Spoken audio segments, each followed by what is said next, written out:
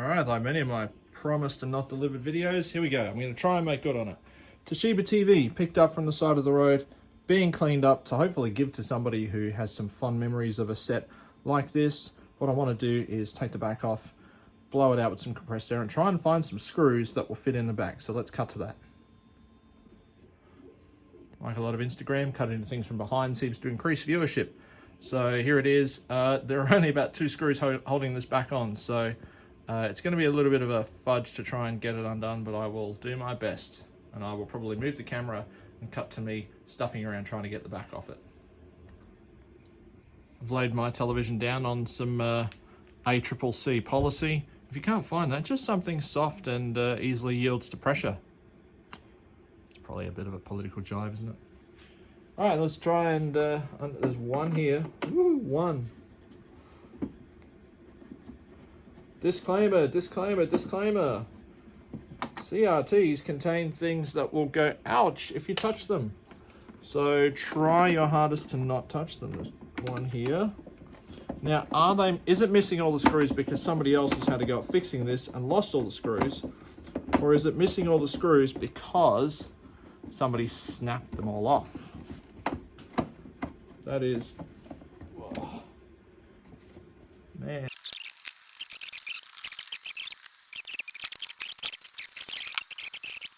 Warning, the following may be noisy.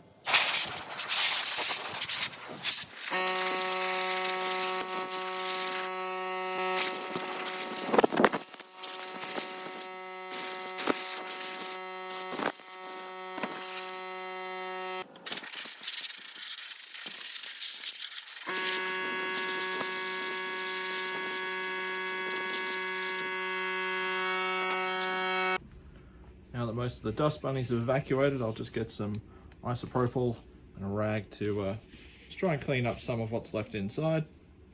I'm only going to do it on the plastic housing just to reduce how much dust I'm putting back into it.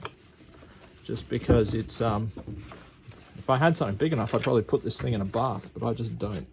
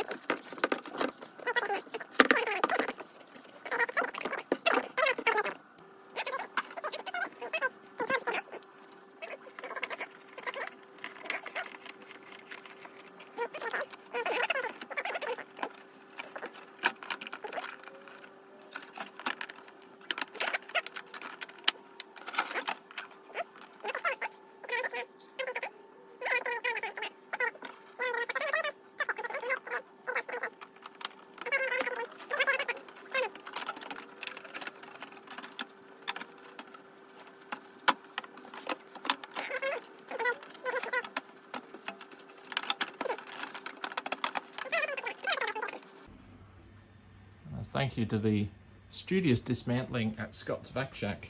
I did find some screws that would fit in here. They are Torx. So what I might do is record that they are T15s, just so that someone knows what driver they'll need. And then I used the 4 original screws in the 4 sort of structural posts on the back to try and make this a bit less flimsy, because when you were picking it up before, it would flex and move around. But now it's time to switch the camera around and see if this thing still works. As it will make for very dramatic viewing if the smoke comes out, I won't do anything other than make sure it's plugged in, which it is. Here we go. Do we get snow? We have snow.